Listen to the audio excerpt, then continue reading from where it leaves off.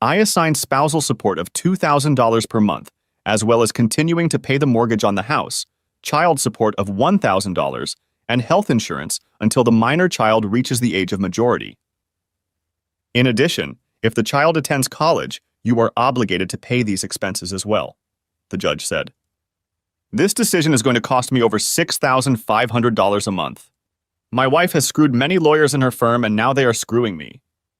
My name is Kurt D'Angelo, and my ex-wife is Lily, short for Lillian. My daughter, my pride and joy, is named Regina. To say she's daddy's little girl would probably be an understatement. When she was free, I took her to different venues. She told the judge she wanted me to be her guardian, but he wouldn't listen to her. The whole proceedings were total crap! The monthly child support was just prohibitive. Lily was working and making money. I didn't have to support her and pay the mortgage and everything else. I was definitely being ripped off, and the judge was in on it. I wasn't going to take it personally, however. In fact, I was already plotting how to make her regret the fact that she'd crossed me. I can be vindictive when I feel like I've been wronged. I grew up on the south side of Chicago, Lansing, Illinois, to be exact. We know how to hurt someone. Some people call me an entrepreneur. I simply say that I am an entrepreneur who sees opportunities and seizes them. When I was young, I have to admit that not all of these opportunities to make money were totally legitimate. Now I am in real estate, own several rental houses, vending machines, and another business that would come in handy to fulfill one of my obligations to pay back my loving wife, that is, ex-wife. I own a coin-changing business, similar to Coinstar, with machines throughout the Chicagoland area as well as northern Indiana. This would allow me to pay spousal support, all $2,000 in all change. Have her bring them to the bank. They will insist on having them all on a roll. Maybe she'll get one of her lawyer buddies to help count them and put them in sleeves. Lily stayed home with Regina until she started school. Lily then worked part-time for a few years. Then she got the idea to become a paralegal. She took courses for about 2 years and then went on the market with a resume trying to find a job. After about 6 weeks, she was hired at one of the larger law firms in the area. Lily is smart, but I now believe it was her looks, even at 32, that helped her get the job. She was one of many paralegals at the firm, but it didn't take long for her to advance. She was spotted by an up-and-coming attorney, and he made her his assistant. Now I wonder if she was self-serving in those days. I, as a foolish husband, fully supported her choice of profession. She would come home tired, but with a smile on her face. Again, remembering this, I wonder why she was exhausted and what those smiles were for. We lived in a nice house in Oak Forest, Illinois, a typical working-class suburb of Chicago. As she began to socialize more with younger lawyers and even senior partners, her attitude changed. It became, we need to move to a better neighborhood. You make good money, and I work at a prestigious law firm. We need to show the world that we are successful. I loved the house we lived in. We renovated it and made it our own. I didn't want or need to live in one of the expensive suburbs. After 2 years of her nagging, I agreed, but told her I wasn't selling our house, that it was our house. We could rent it out, add it to the other houses I owned. So we bought a house on the north side of Chicago in Wilmette. To afford the $900,000 mansion, as I called it, we had to take out a jumbo loan. It wasn't on the shores of Lake Michigan, but it was close enough. She furnished it with new furniture to her liking. I never felt comfortable there. In fact, thinking about it now, I think it was the beginning of the end for us. We wanted different things out of life. I wanted to be humble, the kind of millionaire next door that no one knows about. She wanted to flaunt her wealth and have that kind of lifestyle. Now back to the judge's ruling and our divorce decree. I would fulfill his requirements exactly, but she wouldn't like that. Over the next month, I started making my plans.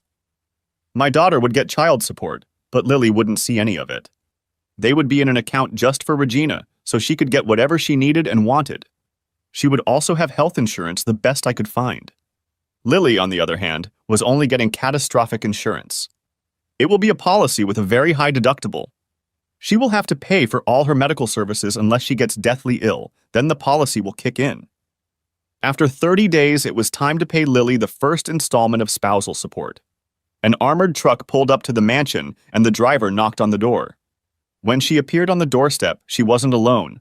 One of her buddies was with her. The driver informed her that he was delivering the first month's payment. She was confused, not understanding why there was an armored truck parked in the driveway. By this time, a few curious neighbors had emerged from their McMansions. Perhaps they thought she had won the publishing house lottery. They saw two guys bring bag after bag of change into the front room and dump them out on the Italian marble floor. The sound was amazing, even from across the street where I was standing by my car recording everything on my phone. As the truck pulled away, she saw me and started yelling after me. I just waved my hand at her and yelled back, "I hope you are enjoying your money, whore!" I then climbed into my truck and drove off. I wasn't surprised when a man came up to me on Tuesday and asked if I was Kurt D'Angelo. I just stood there and paid him no attention. "Excuse me, sir. Are you Kurt D'Angelo?" He said it with more force. Once again, I didn't recognize him. He pulled out his phone and took a picture of me with the subpoena offered. When I didn't accept it, he threw it on the ground, said, "You got a subpoena," turned around and walked away. After making sure he was gone, I bent down and picked it up. I was due in court the following Wednesday. That gave me a week to finish all my preparations. I made the most of the week by calling and talking to people, making appointments, and preparing for court. I also called Regina, and we went to lunch. She was angry at her mother. She couldn't believe she had become such a bitch. She told her mother again that she wanted to live with me, but she wouldn't agree. I told her, I will go to the judge again, and if he still doesn't agree, I will probably end up in jail. "Don't do anything violent, Daddy." "It's not worth it," she said. "Don't worry, I won't. But I'll be voicing my opinion and I could go to jail for it. Your mom will be thrilled about that, I'm sure. Don't worry about me, I can handle it. However, I've set up a trust for you.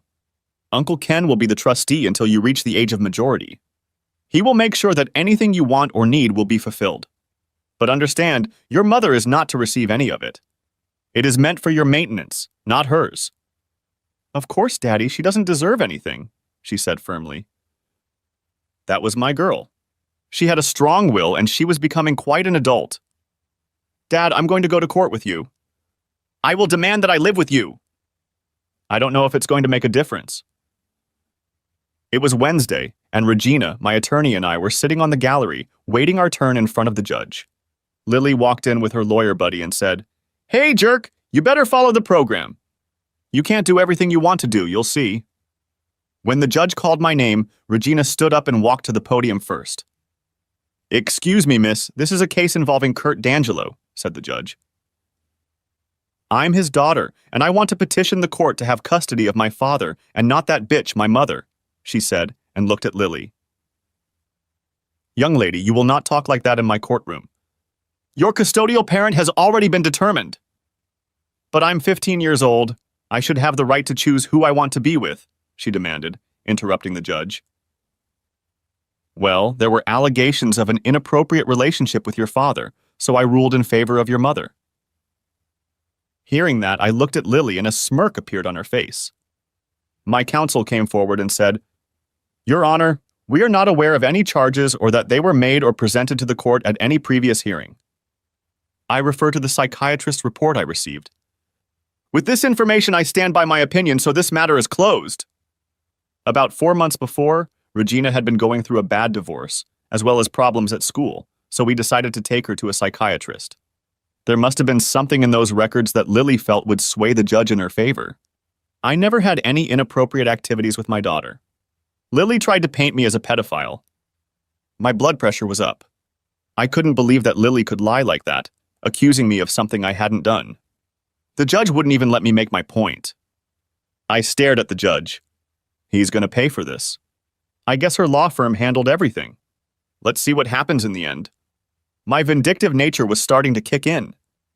Lily's attorney spoke up and said, "We ask the court to find Kurt D'Angelo guilty of contempt of court." My lawyer was almost as hot as I was. He saw that there would be no justice in this courtroom today. "Your Honor, my client has complied with all the terms of the divorce decree to date. There are no grounds for contempt of court."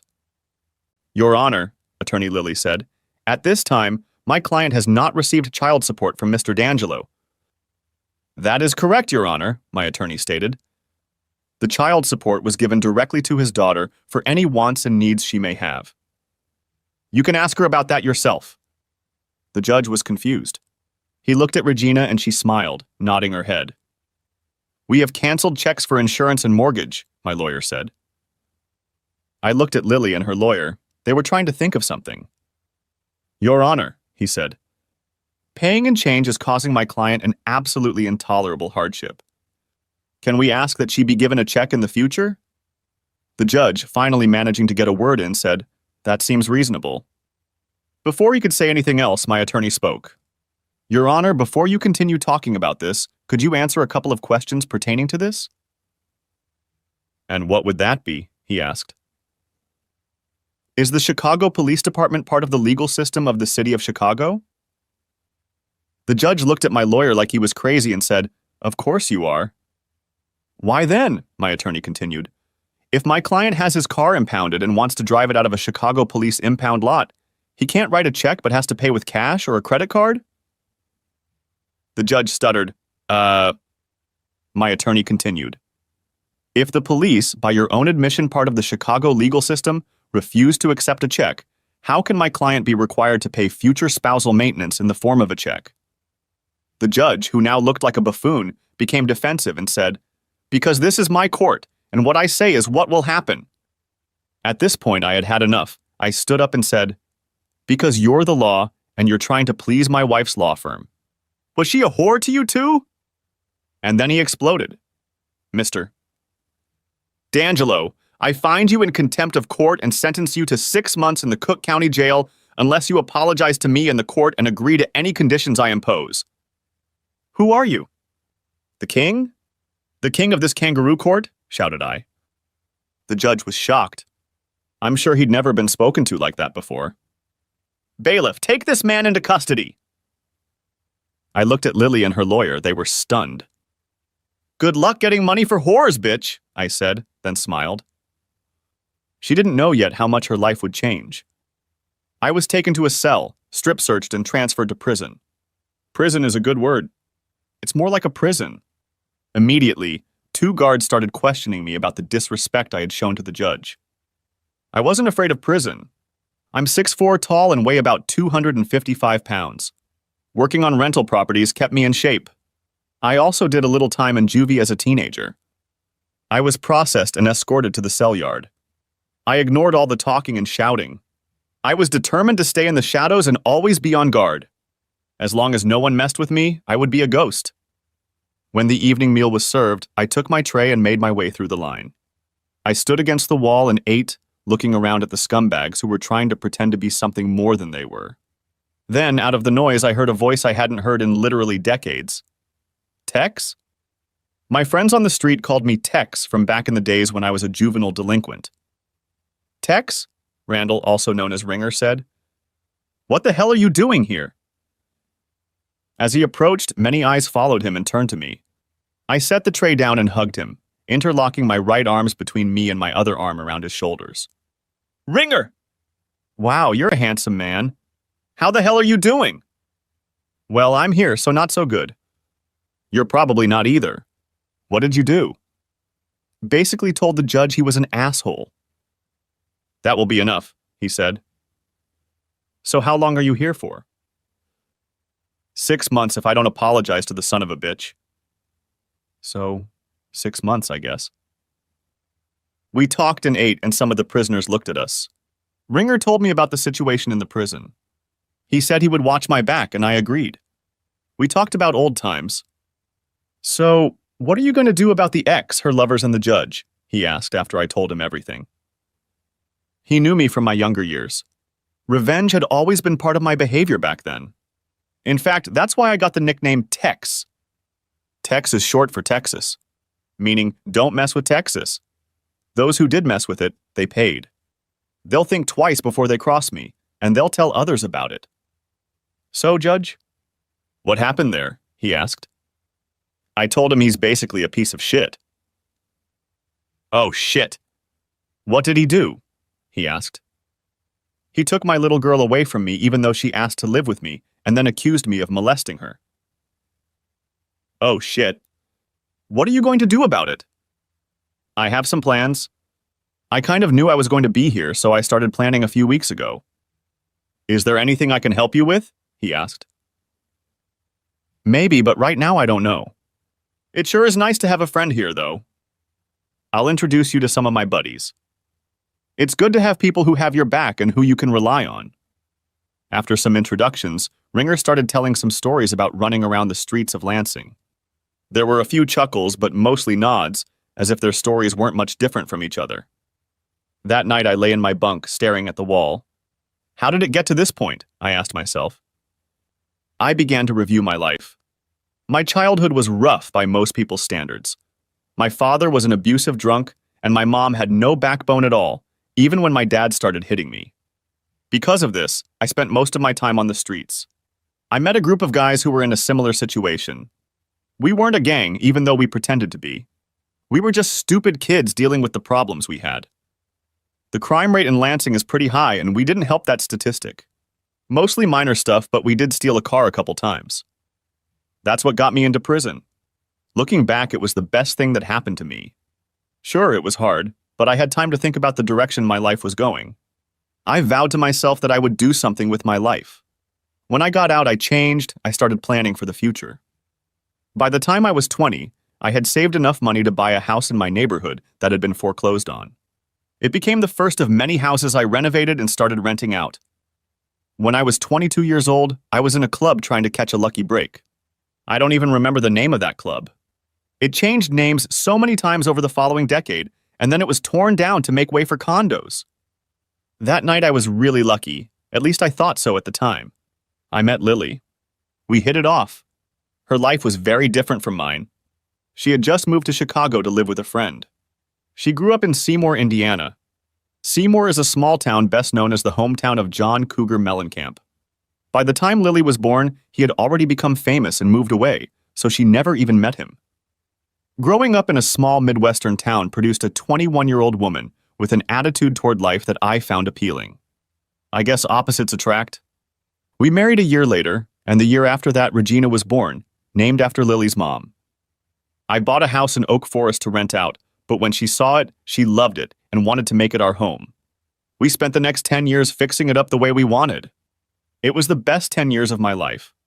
We worked on home projects together, watched our daughter grow up, and invited the neighbors over for barbecues. It was the American dream. Then Lily got a job at a law firm, and things began to change, mostly her attitude toward life. The simple life no longer suited her. She needed expensive clothes, jewelry, and neighborhood barbecues were replaced by trips to expensive restaurants, often with people from her law firm. She also began making derogatory statements about the people of Chicago's South Side.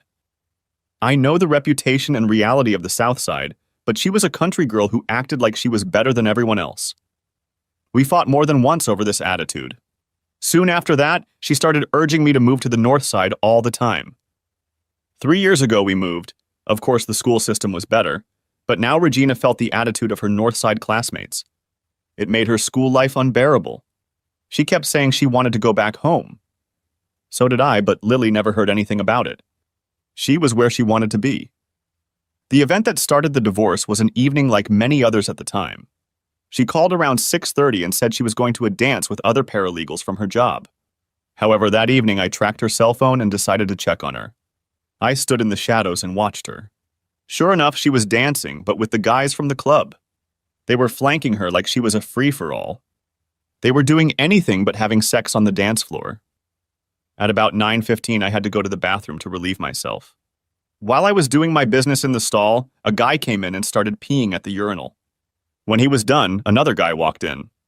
"Damn, Joe, you're getting turned on with Lily on the dance floor. I thought you were going to do it right there." "Yeah, she's a wild one," said the first guy. "You know it. She said she's coming home with me tonight. We can finally have some proper fun instead of 20 minutes at the office or in the back seat of my car." "Yes, it's nice for immediate relief, but it doesn't compare to the sexual experience," the other guy said. "Well, we're going to work all night tonight," the first guy bragged. "Maybe next weekend it will be my turn," said the other guy as they both left the restroom. I know guys like to talk, but this sounded more real than just bragging. I came out of the restroom a minute late to see her in the arms of one of the guys making out on the dance floor. Around 9:30, she texted me that she had a little too much alcohol and didn't feel comfortable in her state of mind going to the L so late at night. She texted me that she was going to spend the night with Paula, one of the other paralegals in her office. I texted her back, that too. She then wrote back, I'm sorry. She would be sorry. I watched her grab her purse and walk out of the club, holding hands with a young lawyer from her office. I followed them. They were so engrossed in each other that she didn't notice me. They jumped into his Lexus and kissed and groped each other for a few minutes. I started to get angry, but then my Southside vindictiveness took over, and I calmed down, making my plans. I followed them to his building. They pulled into the parking lot, and I headed for the mansion. When I arrived, I explained to Regina that we were leaving and that she should pack everything she wanted because we weren't coming back. She was excited, but asked, "What about Mom? There are other guys taking care of her now?" She understood exactly what I meant. It took us about 3 hours, but we packed everything into the back of my truck. Fortunately, our house in Oak Forest had recently vacated, so we had a place to go. Around 11 o'clock the next day, Saturday, she called my cell phone. "Kurt, what's going on? Where are you?" "Home," was all I said. It only took her a couple seconds to realize what I meant. "Why?" she asked, knowing perfectly well why. "I don't know you anymore, and I don't want to know you." "Where's Regina?" "With me, she doesn't want to live with you in this house anymore." I know she wasn't sure if I knew anything about her buddy or not, so she said, "Come on, Kurt. If you don't like living in luxury, it doesn't mean you're just going to walk away and take our daughter with you." "No, Lily, but a wife having fun with me is a reason to leave. Expect divorce papers next week." She sighed, then said in her usual derogatory manner, "You Southsider piece of shit. You have no idea what hell you're bringing upon yourself." "My firm will eat you up." "That may be true," I said, "but in the end I will prevail." "You have not yet seen my full wrath." For the next 6 months, she made no attempt at reconciliation. She even called me to tell me that she was seeing one lawyer or another. I didn't care, there was no turning back. I had to get Regina back, but to do that she had to go back to school. Regina informed me that Lily was out almost every night until at least 12 o'clock noon. She also told me that she was constantly rebuking me, telling me that I had no class, and that Regina should aim to get one of the rich guys from her school as a future husband, so you could live in luxury for the rest of your life. Regina always defended me and told my mom she wanted to go back to Oak Forest. Now I'm lying here in jail, and Lily probably thinks she won. I was in jail, but I'll work. I wonder if she thought about how she was going to pay the mortgage, health insurance, and of course, spousal support. She certainly thought a few days in jail would make me come to my senses. No, they would just give me more time to plan and carry out my revenge. Something happened Thursday afternoon that will change the lives of many people, some of whom I will never meet. 2 guards ordered me to come with us. I was taken to a video conference room. I asked, "What is this? If I am going to speak to the judge, I want my lawyer to be present." They pushed me into the room and said, "Sit down! You will not talk to the judge, but you will be sentenced." They slammed the door and I started screaming for them to let me out. After about 10 minutes, I was thrashing around the room when the door opened and the guards let 6 cellmates into the room. I knew what they were going to try and I was going to do everything I could to make sure it didn't happen. "You shouldn't mess with me," I declared. "You'll regret it." One of them jumped at me and I punched him right in the nose. I heard it crack. Then they all rushed at me. I swung back, kicked, elbowed, and pinned them against the walls. Then the biggest of them, 6 inches taller than me, took me in a chokehold. I kept punching until I lost consciousness. I woke up in the infirmary. I was bloody, bruised, and my ass was on fire. I knew what they had done. They needed to establish dominance, and that's how they did it. I realized by the light coming through the window that it was morning. I had been out all night. When the nurse approached me, I looked at her with hatred in my eyes. Hatred for this whole system that could take my child from me, make me pay so my ex-wife could continue to live in the mansion, and finally put me in jail to teach me a lesson. The nurse looked at me. I was tied up so I couldn't move my arms or legs. Seeing the hatred in my eyes, she said, "I am here to help you, not to hurt you. You've been beaten up badly. They said you got into a fight, but we both know the truth. I can either help you get better, or you can lie here and suffer. There's no difference for me." I realized she said the last words but didn't really mean them. She wanted to help. I tried to smile and said, "Sorry. You've been through a traumatic event. I can only imagine your rage. She left, but came back with a plate of breakfast for me. She unclenched one of my hands. Thank you, said I. You're welcome. As I sat and ate, I knew what I was going to do. Can I ask a favor? Said I. It depends on the situation, she replied. One of the prisoners, Randall Turner, is a friend of mine that I grew up with. May I invite him to join me? We'll see, she said in an indifferent tone. It turned out that she had managed to get permission to visit Ringer. Later that afternoon, he came to see me. When he saw me, he said, "Oh, shit." He knew I wouldn't let it go unnoticed. I described the 6 guys and 2 guards who did this to me. Then I said, I need to know the full names of all 8 of them, not their nicknames. Oh, shit, he repeated. What are you going to do? An eye for an eye, but with a twist. He saw my look and knew what it meant. He knew it wouldn't be pretty and that innocent people would pay. I'll try to get them, he said. What do you want from me? Just that, I'll take care of the rest. We talked some more and then he was escorted back to his cell. Sleep that night was restless. I couldn't get comfortable, strapped to the bed. The next day, Ringer came back with the list. He asked again, What are you going to do? The less you know, the better, I told him. Oh shit, he said. The next day was Sunday and I got a good and bad surprise. Lily arrived and brought Regina. Lily was the first person to talk to me. So I see you have found common ground with your fellow misfits, she said. What the hell do you want? I growled. Regina insisted we come to you. Are you ready to apologize and be reasonable yet? No way! And what is this shit about me and Regina? You know I'd never do anything to her? How do I know? She's unusually attached to you, she said. You're a piece of shit! Why don't you go back to your buddies and have them look up your ass so you can see how much shit is in you? Just so you know. It's happened before and they loved it. She gloated. Get the hell out of here and send Regina here. I'm sick of talking to you. She was smiling the way only a nasty bitch could smile. She thought she'd gotten me, and she had, just adding fuel to the fire that would burn her ass. When they brought Regina in, she cried when she saw me lying there with bandages all over me. Honey, don't cry. Things look worse than they are. Oh, Daddy. I was scared when I saw you lying there like that. You look like you've been in an accident. Don't worry about me, sweetheart. I'm tougher than I look. Dad, I hate Mom for doing that to you. I hate her for making me live with her, and I hate her for saying you did inappropriate things to me. That's total bullshit. I know, Regina, I said, trying to comfort her. Don't call me that again, she said. I looked at her, perplexed. I'm Gina from now on. I don't want to be associated with my mom or anyone in her family. That's what I told her, and then I declared that I wouldn't talk to her again if I didn't have to. And I haven't since Monday. She keeps trying to be nice to me, but I keep ignoring her. Gina, I said, using her new name.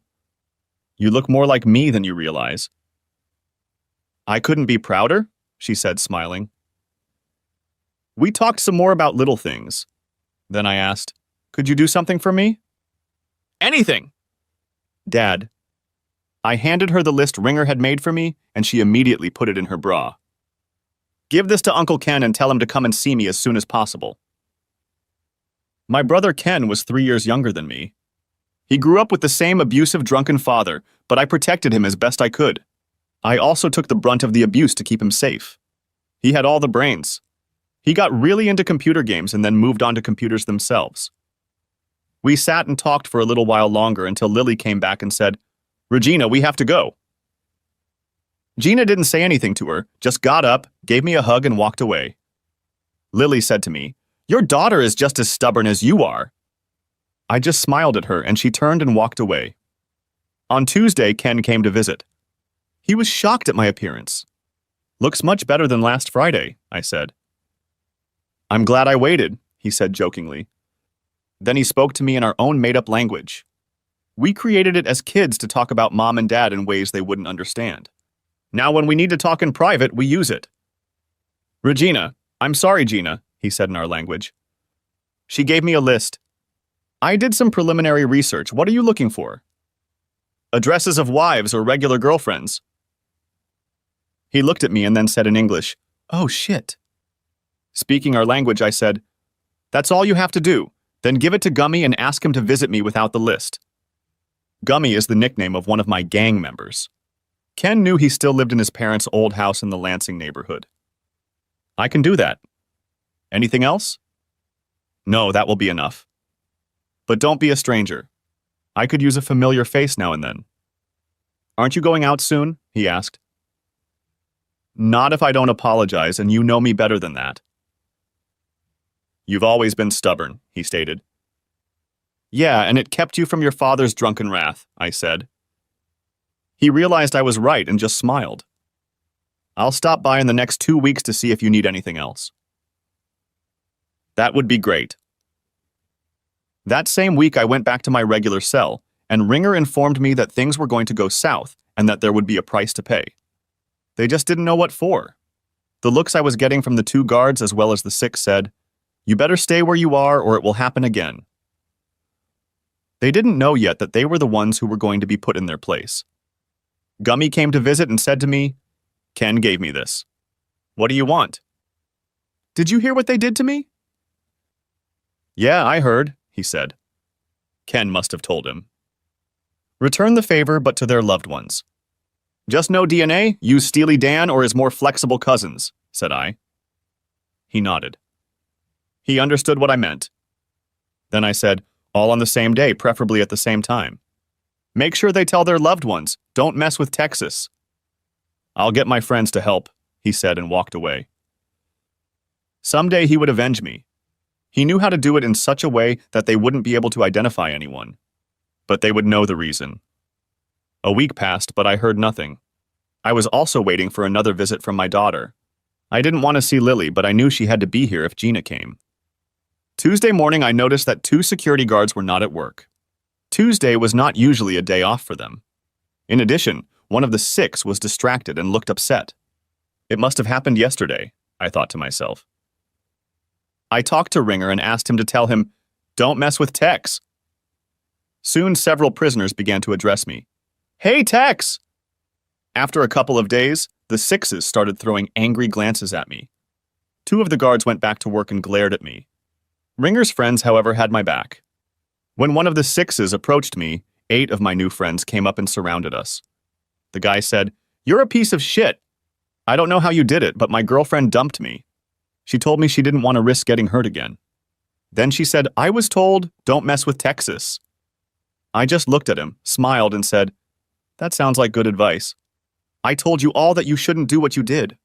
Now your women know how it feels. An eye for an eye with a twist. The twist is that you hurt me, and I hurt those you care about. Tell them all that next time it will be their mothers." His eyes got big and he turned back to his buddies.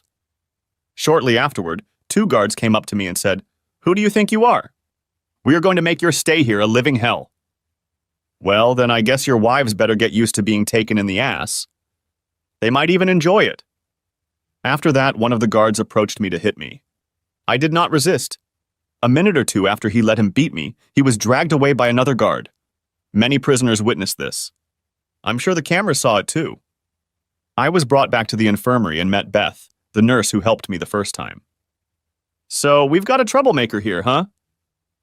I didn't throw any punches. "The guard just started hitting me," said I. "There will be an investigation this time. There were too many witnesses. He will probably lose his job because of it." "One less asshole security guard," I said. "These guards are keeping you safe, believe it or not." "He certainly didn't keep me safe last time." "More than that, he let it happen," I replied. "She bandaged me up and told me I would have to stay overnight for observation. I wondered if she just wanted to look at my pretty face, which was pretty wrinkled. The guard was suspended from work pending the investigation. The other guard kept throwing stern glances at me, but didn't dare say anything to me. Perhaps he realized, don't mess with Texas. Gina hadn't come to see me in 3 weeks, and I kept wondering what was going on. Ken finally came in and told me that Lily was refusing to bring Gina to visit. That pissed me off even more. My ex-wife was hiding my daughter from me. Lily arrived at the end of the month. She had almost left Gina at home, but Gina wouldn't get out of the car no matter how much she screamed and yelled. Lily came in to see me and was already furious. "Your daughter is acting impossible." "She hardly ever talks to me. She's just as stubborn as you are." "You said that last time you were here. Why don't you ask the judge to reverse his decision and hand her over to me? I'd be happy to take her off your hands," I told her. "You're not getting her!" "She needs to go to a good school so she can accomplish something." "Oak Forest is a good school and she loved it there," I told her. "It's not even close to Wilmette." "She's getting a great education and meeting people who can help her in the future," she replied. "Our daughter will make her own way in life. She doesn't need to ride on someone else's coattails," I objected. "You're just so stubborn that you can't see any good it can do." "Lily, we've argued about this 100 times. You're never going to change my mind, and I'm not going to change yours. Why did you come here in the first place? I know it wasn't to bring Gina to me." "Her name is Regina, not Gina." "Well, that's not what she wants to be called." "Don't you want her to be an independent woman?" "You mean stubbornness?" said Lily. "No, I mean independent. Able to think for herself, to decide what's right for her, not go along with a guy with money or power. Or maybe big stick." She looked at me and grinned. She knew that last comment was meant for her. "Anyway, that's it." She said, "I need spousal support payments. I need to buy things and pay bills." "Well, you'll have to pay for them out of your paycheck. I can't get checks from my S-Corp while I'm incarcerated, and I don't have to. No job, no paycheck. That's how it works in the real world." "What do you mean?" "I can't pay all the bills on my paycheck."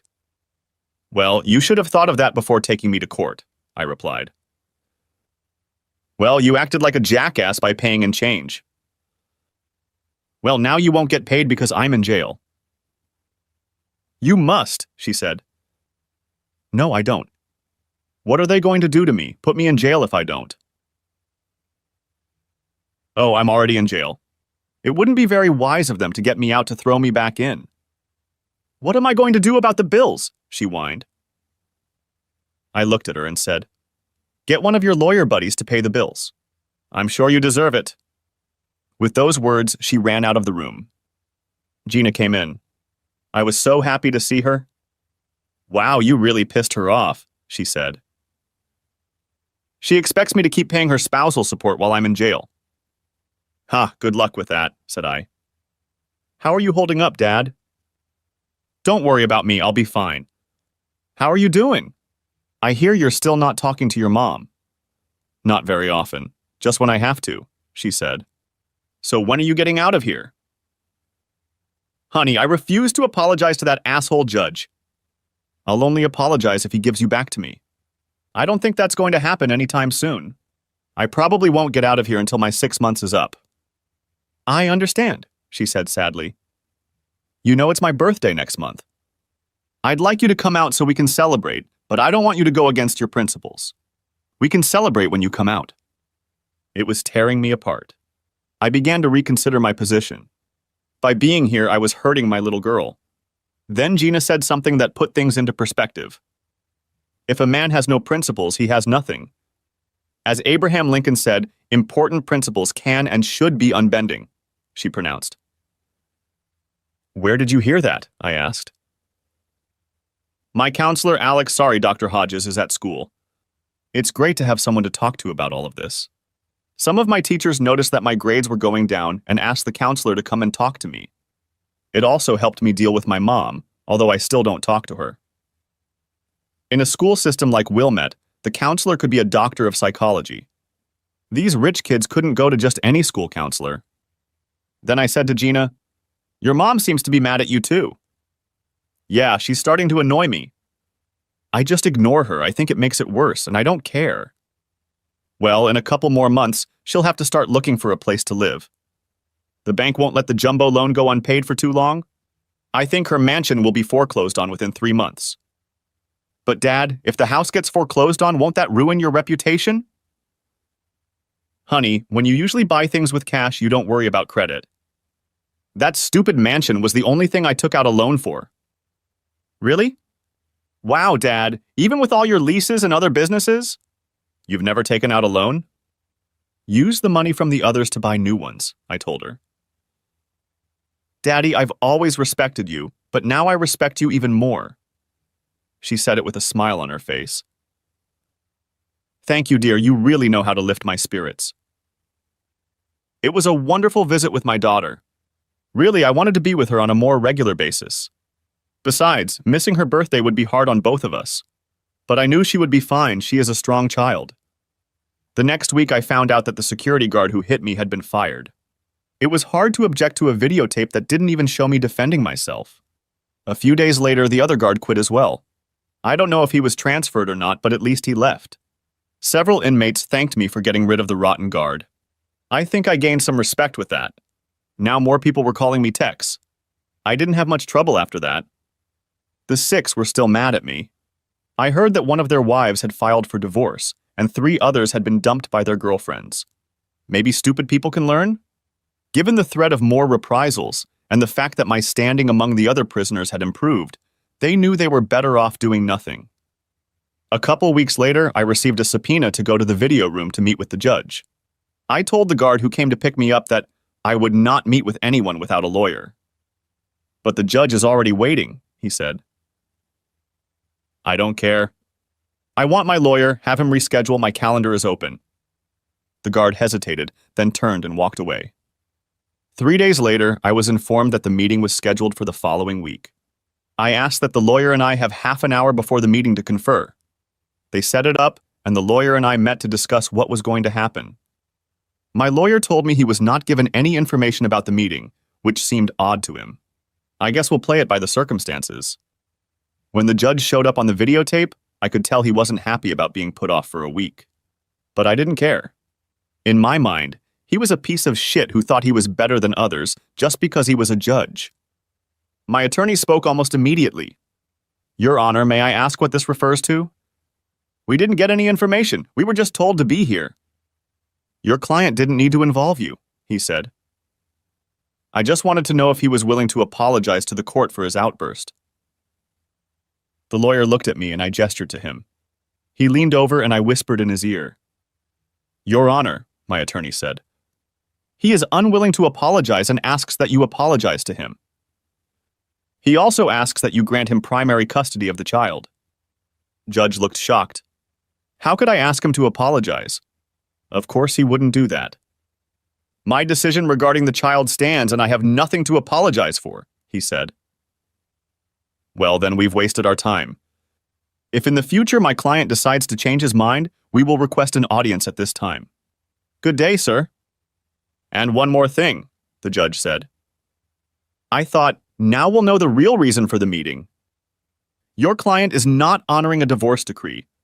When does he plan to make the required spousal maintenance and mortgage payments? My lawyer leaned toward me, and I whispered in his ear again. Your Honor, he doesn't plan to make any payments while he's in custody. But his house will be foreclosed on, the judge said.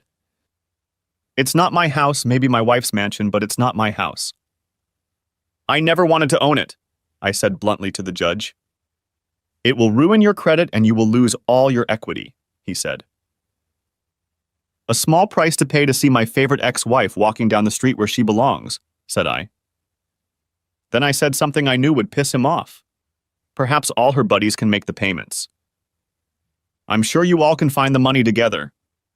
I knew that by insinuating that my wife was a whore and he was one of her lovers, he would fly into a rage.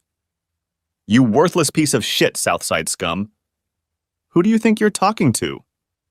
I interrupted him as he was about to continue. I think I'm talking to the man who partook of my wife's body. If I'm wrong, I apologize. I just can't understand why someone who isn't in the game would care so much. With these words, I got up and went to the door to be let out. I heard the judge say, Counselor, your client just earned himself 2 extra months in jail. If he continues to disrespect me, I will make his life a living hell. I smiled, waiting for the guard who was supposed to return me to my cell. I realized he was listening because he had a stunned expression on his face. He couldn't believe what I had just done. When I got back to my cell, I was on edge. Apparently, my wife had blabbed about the mortgage to her buddies, who in turn had talked to the judge. What a goddamn rat's nest. Their time will come soon enough. The next Sunday, Lily couldn't resist coming to visit me in jail. Luckily, Gina found out about it and made her bring her along. I heard you pissed off the judge again and got 2 more months in jail. When are you going to learn? You can't fight the system. Lily, why don't you just talk to me anymore?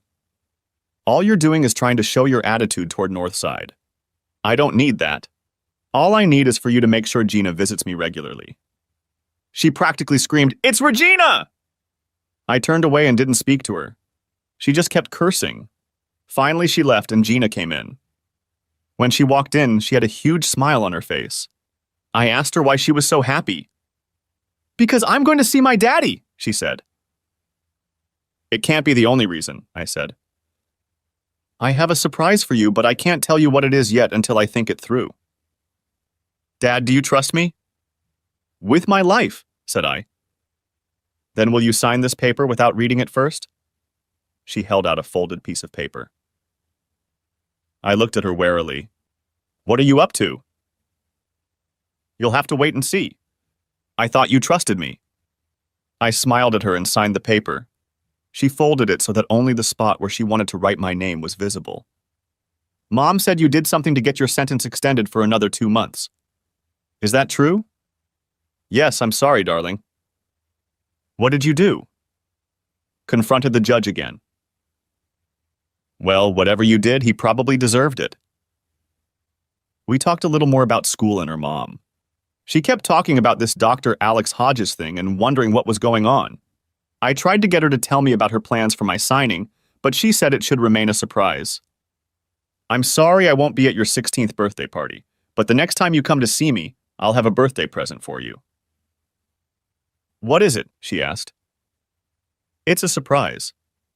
"So I guess we're both in for surprises," said I. At the end of the visit, I asked Gina to invite Greg to join me. Greg was my right-hand man. He helped me with all my business matters. "Of course, Daddy," she said. I assigned Greg a few specific cases when I thought I was going to jail. I hope he did well with them. Now I had one more job for him, a surprise birthday party for Gina. At the end of that week, Greg came to visit us. He had actually managed to do quite a lot of the things I had asked him to do. Then I asked him to prepare a surprise for Gina for her birthday. He looked at me and said, "Are you sure?" "Yes. It's the perfect gift for her." "Okay, I'll talk to our lawyer," he said. "Also, visit my brother Ken and give him what you have. He'll know what to do with it. If he has any questions, have him come to me. If not, let him go to Gummies."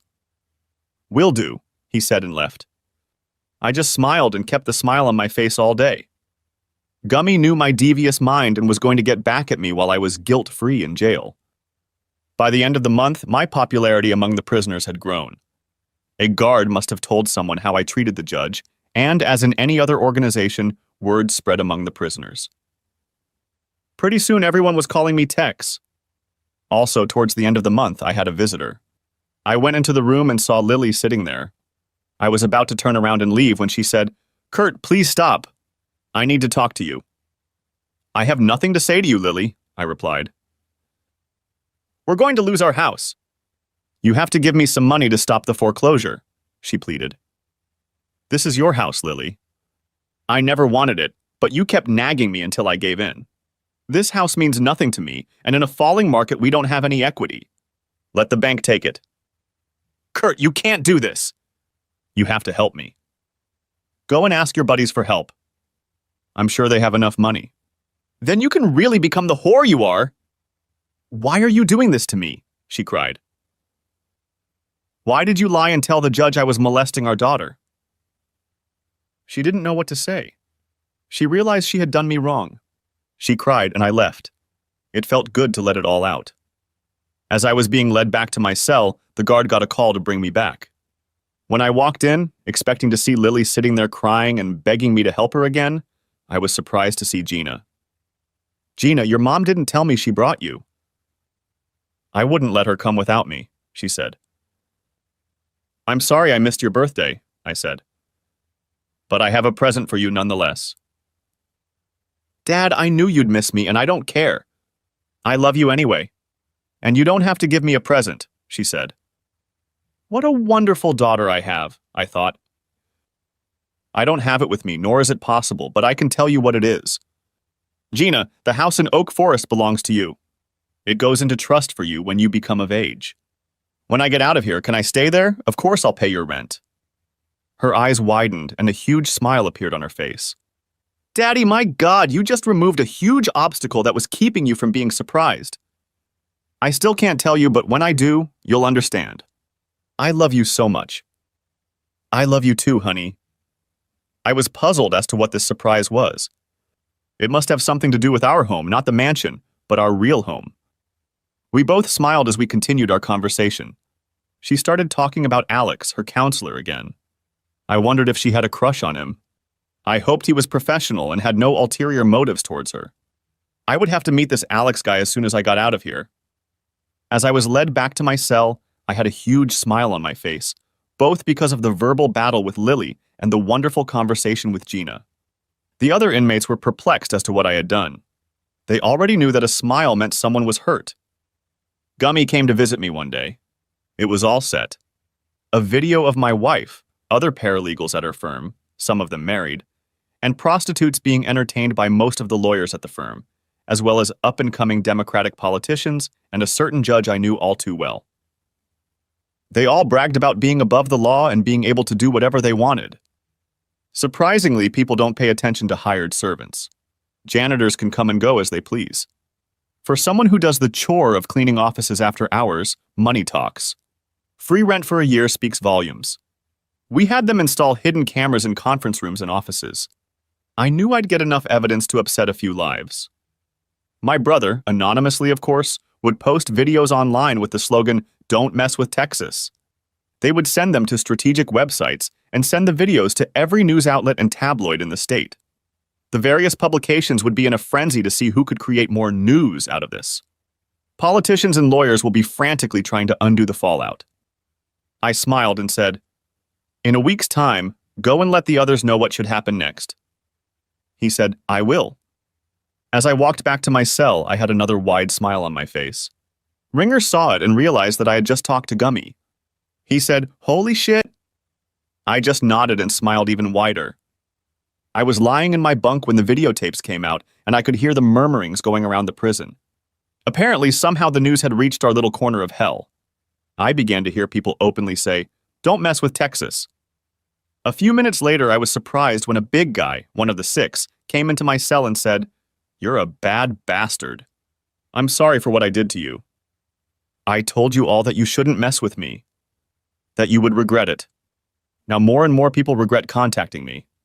I return kindness for kindness and violence for violence. I hope you'll accept my apology." "Sure, just remember that just because you're big doesn't mean you can't hurt yourself." He nodded and walked away. About 3 days later, I was called before the judge again. He had already called my lawyer and he was on his way. We sat in the video room while we waited for the judge to connect. "I wonder what this is about," he said with a smirk. "Only time will tell," said I with a smirk on my face. "Oh shit," he said. When the judge came on stage, he looked at me with fire in his eyes. "You did it," he shouted. "What are you talking about?" said I in an impassive voice. "You're Tex, aren't you?" he was still yelling. "Some people call me that," I said calmly. "You're going to pay for this!" he shouted again. "I've been in jail for the last 4 months. How could I have done anything?" I said, not paying attention. "You have friends." "We all have friends, Your Honor," I said sarcastically. "You're not getting away with this," he spat. "I don't know, Judge. You may be out of a job soon, and I hear your wife is divorcing you." "You better call off your dogs," he demanded. "Now you're calling my friends dogs? I'm not sure they'd appreciate that. You know, if you corner a dog, you might get bitten." "Are you threatening me?" he asked. "No, just repeating the old adage," I said. "I'm going to make your life a living hell. When you ever get out of this slimy prison, you better be on your guard. One day you're going to have to answer to people who don't care about your life. And I'll be happy no matter what they do to you." Then he cut the transmission. I turned to my lawyer. Did you get this? Sure, he said, holding out the phone. More fuel to the fire. The Bar Association will be interested to hear this. Apparently, in Illinois, intimidation is a criminal offense. A few days later, another visitor came to see me. It was my wife again. Oh, it's you. I thought I made it clear to you that I had nothing more to say to you. You bastard! She shouted. What are you talking about? I asked calmly. You got me fired! My picture is all over the news and the internet. How could you do this to me? She whined. You did it yourself, said I. Do you hate me that much? Yeah, and all your law buddies who think they're better than everyone else. I spat back. I continued. When we first met, you were a sweet small-town girl with a great personality. Now you're just an uptown bitch who loves no one but herself. What am I going to do? I don't have a job, and no one will hire me now. Move back to Seymour and live with your folks, I suggested. I can't. The local paper had a headline local girl at center of Chicago scandal. My parents are going to take early retirement and move to Florida to avoid all this talk. Looks like Florida is the right place for you. You'll be a lot farther away from me. They don't want to receive me. They hardly want to talk to me. Wow, your parents barely want to talk to you, and your daughter barely talks to you. Maybe it's you? I said. I think you should move and start over. But you better not take Gina with you. As soon as I leave here, I'll come back and petition the court for primary custody. I think with your reputation, they'll reconsider you as the best moral example for an impressionable girl. You can't do that, she said. She's all I have left. Lily, I don't care! You did this to yourself. We had a good life, and then you started having fun with everyone. Hey, that's a thought. You could be a whore for one of your lawyer buddies. I'm sure there's a market for an almost 40-year-old ass.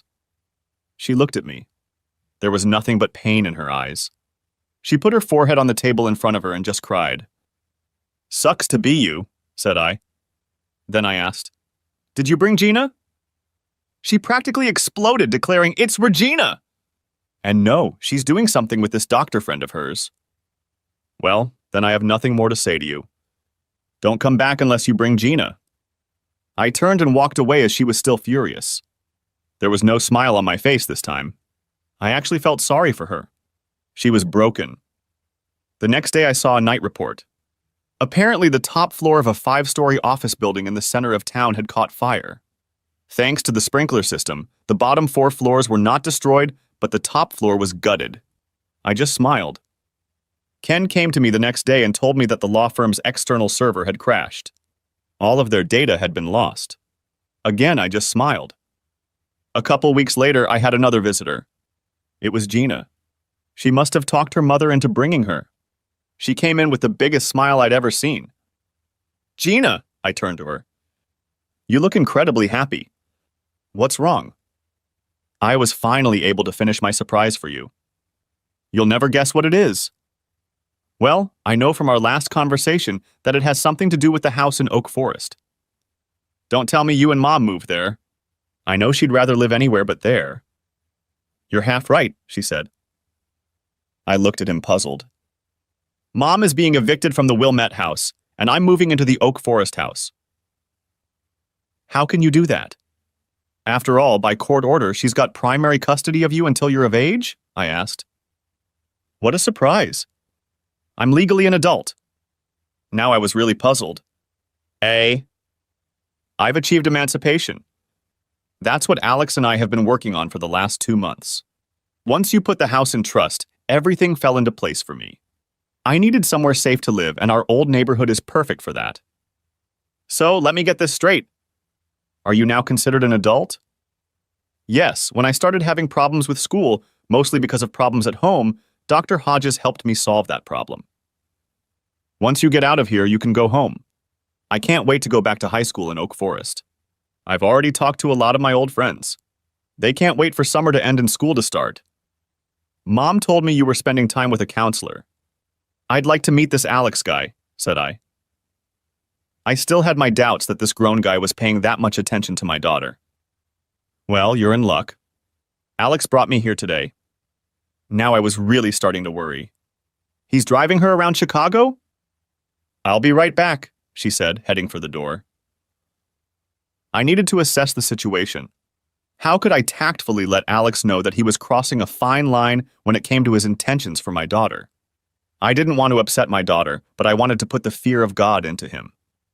When Gina walked back through the door, she was followed, not by a man, but by a gorgeous woman with raven hair. She smiled at me with a question. How are you doing? I looked at her carefully and said, Freddie? She replied, I haven't heard that name in about 20 years. Freddie, or should I say Alexandria Frederico, was from my neighborhood. She didn't hang out with my gang, but we went to school together. Gina looked at both of us in confusion.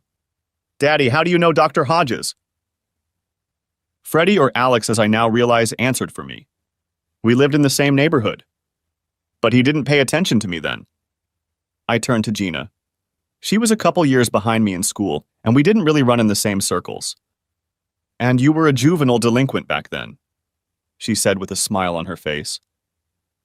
I see you haven't changed much. You're in your 40s now, and you're still in prison. My face reddened, and then I said, I still can't keep my mouth shut when it's appropriate. Looks like it, she said. I heard that I should probably call you Tex? Huh? Said Gina. Why do you call him that? That was his nickname when he was a teenager. He was never afraid to retaliate when someone did something bad to him. Your mom definitely did something bad to him, and if I'm not mistaken, I bet the news about the law firm is all Tex is doing. I plead guilty, said I. Before we go any further, I just wanted to say that I hope you don't mind me spending time with Regina. It's Gina, said Regina. Sorry, I forgot, she said. Then she looked at me again and said, When I first started talking to Gina, about 9 months ago, she was very upset about everything that was going on in her life. I wondered if she was related to you and Ken, since D'Angelo is not a very common last name. When I went through her records and found out that her father's name was Kurt, I still wasn't sure. I always knew you as Tex. When she told me you were in prison, I was sure it was you. I felt really bad then, I admitted. You must have changed and become successful since you have a house in Wilmette, she stated. It's just a house, it's never been my home, I said. Then Gina spoke up. Yes, our real home is in Oak Forest. South Side, but in a much better neighborhood than where we grew up, said Alex. Yeah, if we'd stayed there, maybe we wouldn't be where we are now, said I, and then got sad. Perhaps it was true. If Lily had been content in our loving home, we would still be happily married. We talked some more, and then I took Freddie aside and said, I really appreciate you taking time out of your family to help her. Thank you also for helping her become emancipated. It will make all the difference. It's all right, Tex. She's like family to me. I've grown very attached to her. Okay. Thanks again. When you get out of here, you can take us all out to dinner somewhere, she said. I will if I ever get out of here. The next 2 weeks passed without any new developments, just the daily routine in prison. Gina and Freddie came to visit on Sundays. I was very pleased that Freddie took Gina under her wing. Gina told me that Alex helped her decorate the house. They bought new furniture and other decorations. When I asked where they got the money from, she said, From Uncle Ken, of course. I have money set aside for my needs, right? Yeah, I just didn't want it to come out that Freddie was paying for something. She helped me a lot, but she didn't buy any of it. I hope it's not all girly stuff in there. I'd like to feel at home there. Don't worry, your man cave will still be a man cave. She was talking about the basement. I remodeled it to be a hideout for myself. Living in a house with 2 women can get boring after a while. You just need somewhere private. When they left, I lay there thinking about how my daughter was growing up. She was an adult now. Soon I would be on my own. In a couple years she would be off to college and then who knows where. I hoped I could meet someone who appreciated the simple things in life. And on Monday I had another visitor, Lily, again. When I saw her, I turned around and almost flew back out the door. Then she said, Kurt, wait, we need to talk. I turned around. Now what? I thought. Do you know what our daughter did? What are you talking about, Lily? I asked. She went and got emancipation. She doesn't have to live with any of us anymore. In fact, she's already moved out and I don't know where she went. Oh, that, I said. So you know? Did you put her up to it? She accused. No, she did it on her own. The school counselor helped her. So where is she staying at the counselor's? No, she's back home. She moved back to the south side? What about school? She asked. She'll be back in Oak Forest in the fall, I said. She hated that school in Wilmette, Lily. She was always despised for being a kid from the projects, as they called it. She never belonged in high society. You took her out of a school she liked, where she had a lot of good friends, and put her in a situation that hurt her ego and gave her an inferiority complex. By moving her there, you did her more harm than good. I was just trying to make sure she got a good education, she stated. Children learn more from their parents' example than they do in the classroom. We were her teachers of what she would face in life. What do you think your example will teach her? I hope it teaches her what not to do. Our job as parents is to raise law-abiding, responsible adults. I hope we have accomplished that, and I hope she will overlook our failures, especially our marriage. It wasn't that bad, she said. No, but that's how it ended up. Lily, I hope you find what you're looking for. Obviously, I didn't have it. She looked at me. I saw sadness and regret in her eyes. I got up from the table and walked out. I felt sorry for her again. Finally, the day came when I was to be released. This time I was summoned to the real court. Gina and Freddie were there, as well as Lily. As I sat waiting for the judge, I wondered what he would say this time. I still wasn't going to apologize. The bailiff ordered us to all rise. We stood up as the judge entered. It wasn't the same judge. I wondered if he had lost his job. The judge reviewed all the facts presented to him regarding my situation. Then he looked at me. So, Mr. D'Angelo, what do you have to say for yourself? I hesitated, then said, I guess I should say to myself that I've done my original 6 months plus 2 more. At any time you could have apologized and walked free, he said. I didn't feel the other judge deserved my apology, so I carried out his sentence. You are a stubborn man, Mr. D'Angelo. I prefer to call it strong-willed, and it has helped me succeed in business and in life, I replied. As for your divorce agreement, it remains in effect, and you will have to pay compensation for the months you did not honor it. Then my attorney spoke. Your Honor, my client will gladly pay what he owes. We estimate it to be just under $20,000. He will generously pay her the entire $20,000 today with the understanding that he has met his financial obligations and will not pay her again. With those words, Lily stood up and said, What? You owe me more than that and you have to keep paying me until Regina turns 18. Miss, said the judge, I'll handle all the transactions in my courtroom. Now, counselor, how did you arrive at that figure? Your Honor, my client paid the down payment of spousal support, mortgage and insurance, and gave money for his daughter's support. He continued to pay for his daughter's insurance and maintenance throughout his incarceration. He did not pay his ex-wife's spousal support or mortgage payment because he was not working and could not get a paycheck. Now that he can work again, he can start earning money. The judge looked at the numbers and then said, Your client has been incarcerated for 8 months. Spousal support alone will be $16,000, not to mention the mortgage payments. Your Honor, if you read the transcript of the judgment, it says until the minor child becomes an adult. Your Honor, the child in question was emancipated within the last 3 months. The legal documents are in your possession, and the house was foreclosed on 3 months ago as well. Thus, there can be no payments on a loan that no longer exists. Therefore, the amount owed is $19,782. He will gladly pay her the full $20,000 and consider his relationship with her terminated in all respects. He looked at the transcript and then back at our figures. He couldn't see how he could get his head around what was written in black and white in front of him. I'll have to look into the matter some more, but if what you've given me is correct, I'll accept that figure. Then he looked at Lily and me and said, You have a child together. Yes, she is an adult from the court's point of view. However, she is still a teenager with teenage issues and needs. She needs both of you to be civil to each other so she can continue to develop in a healthy way. You all need to be polite to each other. Then, looking directly at me, he said, and you must be civil to others involved in the events that led to your divorce. May I have your word on that, Mr. D'Angelo? Yes, Your Honor, I said. Mrs. D'Angelo? He asked. Yes, Your Honor, she said. And Regina? He said, peering into the gallery. It's Gina, but yes, Your Honor, she said. Then, unless this data proves false, I will close this case, and Mr. D'Angelo, you may go.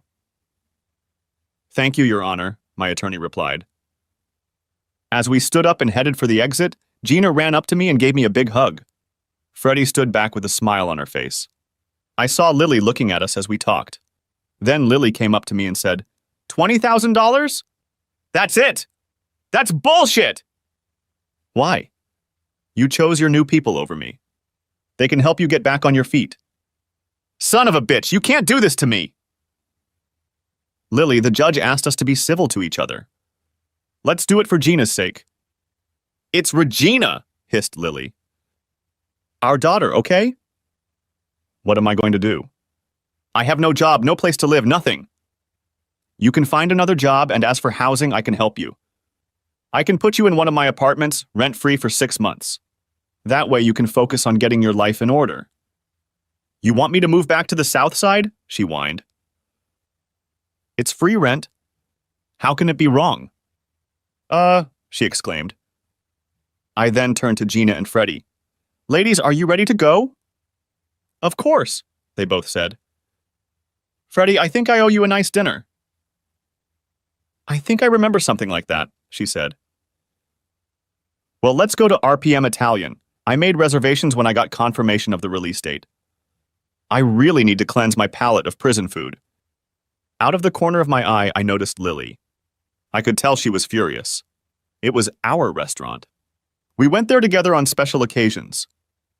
The table is booked for 6:30, so we have a little time.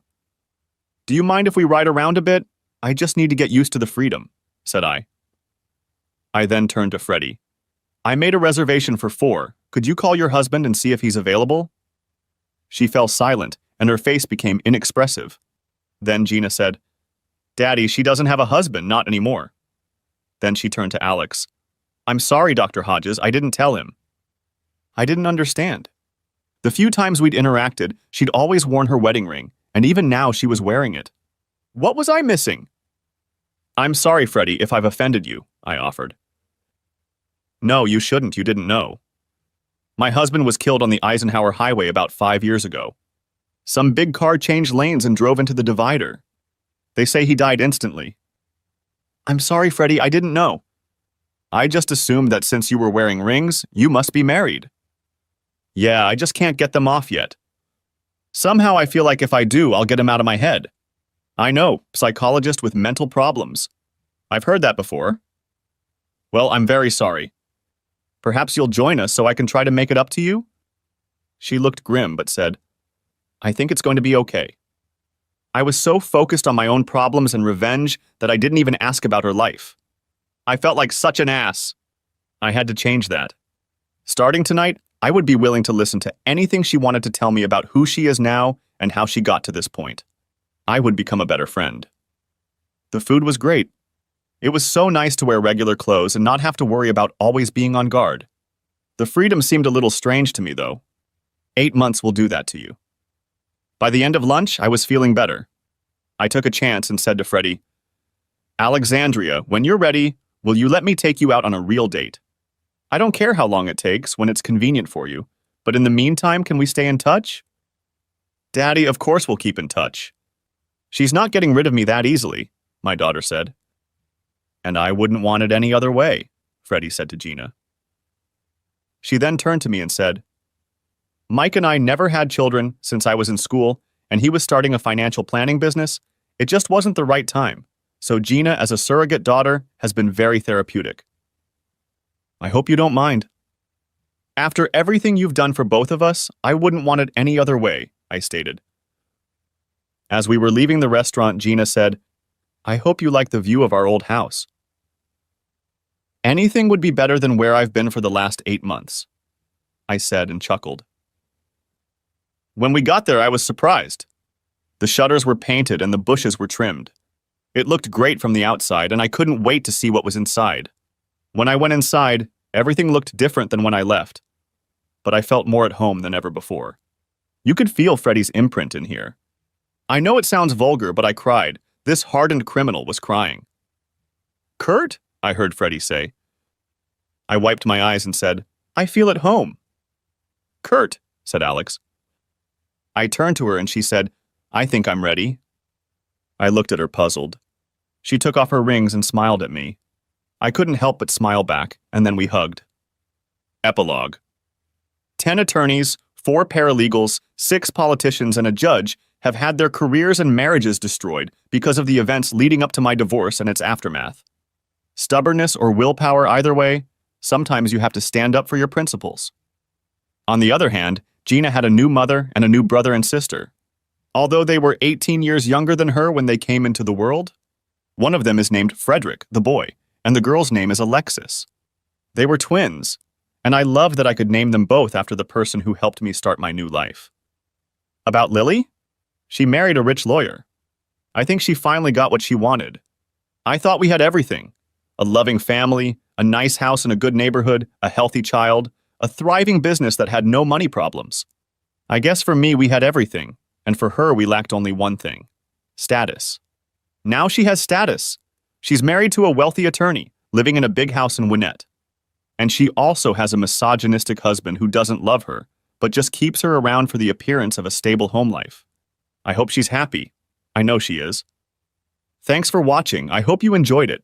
So subscribe to my channel and watch the next video.